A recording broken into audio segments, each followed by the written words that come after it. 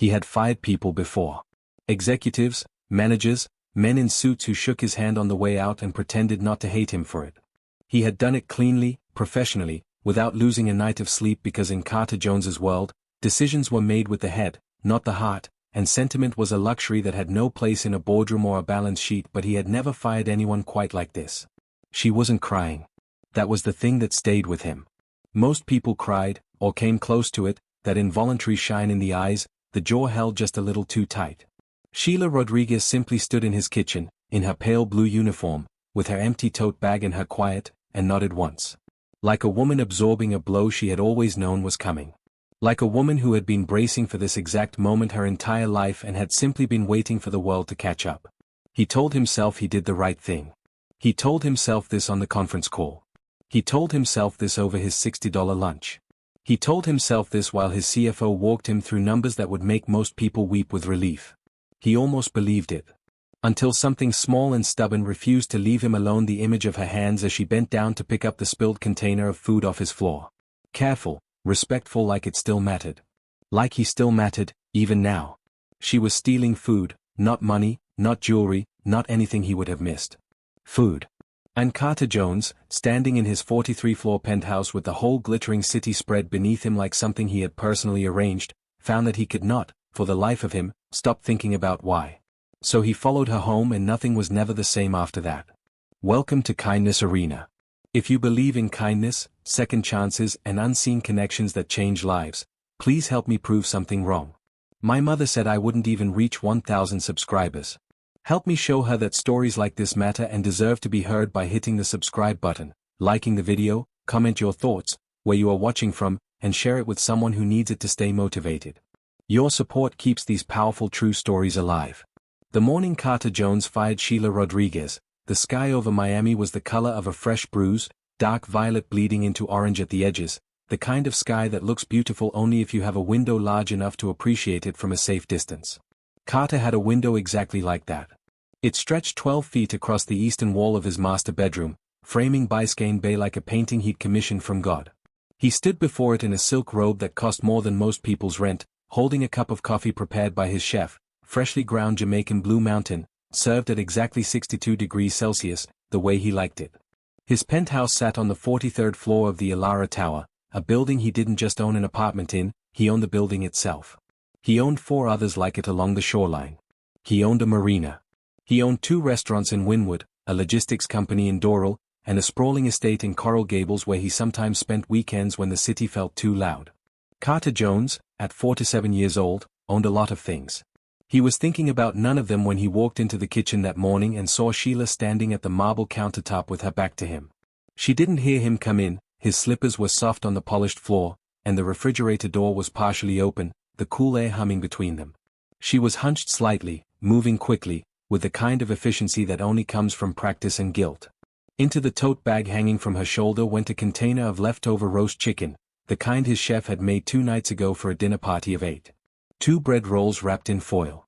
A plastic container of rice and beans that had been sitting untouched in the back of the fridge since Tuesday. Carter watched for 5 full seconds before he spoke. Sheila. She spun around so fast she knocked the tote bag against the counter. The rice container tumbled out and cracked open on the floor, grains skittering across the dark marble like tiny fleeing things. Her face, round, brown, deeply lined for a woman of 33, went through every color of panic before settling into something still and resigned, like a woman who had already rehearsed this moment in her own mind many times. Mr. Jones. How long? He asked. She didn't pretend not to understand. Not long, she said quietly, and then, with a dignity that surprised him, I'm sorry. He thought of the things that had disappeared over the months and now arranged themselves in his mind like evidence. A bottle of olive oil. A half-used bag of rice. Canned beans. Never anything extravagant, never his wine or his steak. Always shelf items, always food. He was not a cruel man. He told himself that often and believed it to be true, but he was a man of systems and principles, and the principle before him was clear: this was theft. In his world, with the contracts and the companies and the employees who numbered in the hundreds, you could not have people stealing from you and look the other way. It created a culture of entitlement. It invited chaos. I'm going to have to let you go, he said. His voice was level. Almost gentle. I'll have your final payment processed today. Please leave your key card at the front desk. She nodded. She bent down slowly and picked up the spilled container, placing it on the counter with the careful respect of someone returning something precious. She didn't argue. She didn't explain. She picked up her tote bag, empty now, and walked toward the elevator. The doors closed behind her. Carter stood in his kitchen for a long time. He didn't plan to follow her. That much was true. He went about his day, a conference call at 9 with his property managers, a lunch meeting with an architect designing an addition to the Coral Gables estate, a 2 o'clock review of quarterly projections with his CFO. But all day, between the numbers, the nodding and the polished conversations, a single image kept surfacing in his mind, Sheila's face in the moment she turned around. Not the guilt in it. Not the fear. Something older than those things. Something that looked almost like exhaustion that had gone on so long it had become structural, built into the bones of her face the way weathering is built into stone. She had worked for him for 2 years. He tried now to remember what he knew about her. He knew she took the number 27 bus. He knew she worked 3 jobs because she had once mentioned it in passing while cleaning the guest bathroom, talking half to herself about her schedule. He knew she had a mother. He couldn't remember if he'd ever asked her. Mother's name. He got her address from his building manager just before 6, telling himself he would send her final payment in person. It was a reasonable thing to do. He was being civilized. He took the Porsche, which already felt like a mistake by the time he merged onto I-95. She lived in a neighborhood called Little Havana, not far from Calle Oco, in a part of the city that tourists photographed for its murals and its music but rarely saw from the inside. The address took him down a side street where the buildings were 2-story concrete structures with iron bars on the windows and air conditioning units bolted through the walls like afterthoughts. Children were playing on a stoop down the block. A man was fixing a bicycle under the amber glow of a street lamp. Somewhere close by, a radio played salsa music that drifted over everything like a warm, sad perfume. He parked the Porsche and sat in it for a moment, suddenly aware of how absurd he looked. The car alone cost more than every vehicle on this street combined. He found Unit 4B at the end of a narrow corridor on the 2nd floor. The door was thin. He could hear voices inside, a television, and beneath it, the low murmur of 2 women talking. He knocked. A long pause. Then footsteps. Sheila opened the door and stared at him with an expression he had never seen on her face before, raw, unguarded astonishment, stripped of every professional courtesy she had always worn in his presence. Mr. Jones. It wasn't a greeting. It was barely a word. I came to bring your pay. He held out an envelope. In cash. I thought it was the least I could do. She looked at the envelope for a moment without taking it. Then, with a slowness that felt like a decision, she stepped back and opened the door wider. Come in, she said. He came in. The apartment was the size of his living room. Not the whole penthouse, just the living room. One main space served as both the sitting area and the dining room, with a small kitchen barely separated from it by a narrow counter. A single window looked out at the concrete wall of the building next door.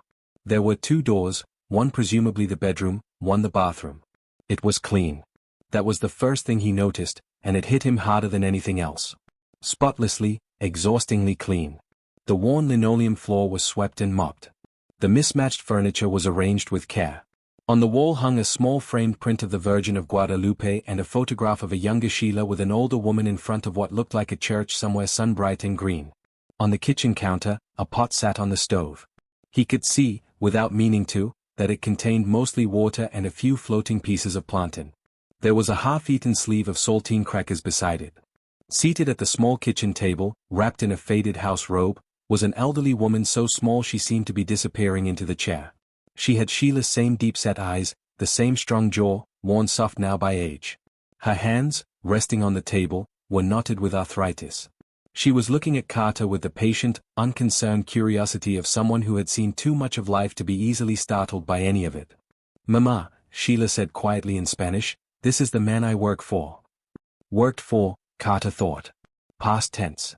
"Good evening," the old woman said to him in careful English, and smiled. The smile undid him. He couldn't explain it afterward, not to himself, and certainly not to anyone else. It was the smile of a woman living on plantain water and crackers who still had the instinct to greet a stranger in her home with courtesy. It was the smile of a woman whose daughter had just lost her job and come home to this and was still holding herself upright. It was the smile of a whole world that Carter had been driving past for 25 years without ever parking the car. He felt something shift behind his eyes. He made a sound he didn't entirely intend to make. He pressed his fist to his mouth and turned slightly away, toward the window that looked at the concrete wall, and for a long moment he simply could not speak. Sheila said nothing. She was watching him. He thought of the food. The leftover chicken. The bread rolls. The rice and beans. $14 worth of food, at most. He had spent $14 yesterday on a single espresso and a glass of sparkling water at a lunch meeting where he barely touched either. He had fired her for $14. He turned back around. His eyes were wet and he didn't try to hide it, because the only thing worse than weeping in front of a woman you had wronged was weeping in front of her and then pretending you hadn't. "I'd like you to come back," he said. Sheila's face was very still. "Mr. Jones. I made a mistake this morning," he said. "And I need you to understand, not because it's good business, not because replacing you is inconvenient, I made a moral mistake, and I'd like to try to correct it." He set the envelope on the counter. "That's 2 months' salary. As an apology." He paused. "I'd also like to talk about a raise. A real one, and I want to know what your mother needs. Medical. Groceries. Whatever it is." The old woman at the table was watching him with those same patient eyes. Then she turned to her daughter and said something in Spanish. Sheila made a short, incredulous sound that was almost a laugh. "She says," Sheila translated, "that you look like you need to sit down." He laughed too, and the laugh cracked open somewhere in his chest and let the pressure out. He sat down at their small table, in their clean, sparse apartment, with the plantain soup and the crackers and the salsa music drifting in from the street, and for the first time in longer than he could precisely remember, Carter Jones, who owned buildings and companies and a view of the bay that looked like a painting, felt like he was exactly where he was supposed to be. He drove home 2 hours later. The bay was silver black under the night sky. The Elara Tower blazed above it like a column of light. He took the elevator to the 43rd floor and stood in his kitchen, the marble, the glass, the appliances that gleamed like instruments in an operating theater, and opened the refrigerator. It was full. He stood there for a long time, just looking at it. Then he picked up his phone and called his personal chef and asked him to prepare 2 separate meals tomorrow, one for the penthouse, and one to be delivered, warm, to an address in Little Havana. "Same time every day," Carter said. "Until further notice." He hung up. He stood at his window with his expensive coffee going cold in his hand, looking out at the bay. The sky was doing something beautiful again. This time, he actually saw it. If this story touched your heart, if it reminded you that kindness is never wasted and that even a broken path can lead to beautiful places and change of lives, please like this video, share it with someone who needs a little hope today, and subscribe to Kindness Arena, because your support keeps stories like this alive and spreading. Tell us in the comment what you would have done differently if you were the millionaire. Would you have been so kind to bring her back since she stole from you? Or has a stranger's kindness ever changed your life in ways you didn't expect? Would love to hear your story.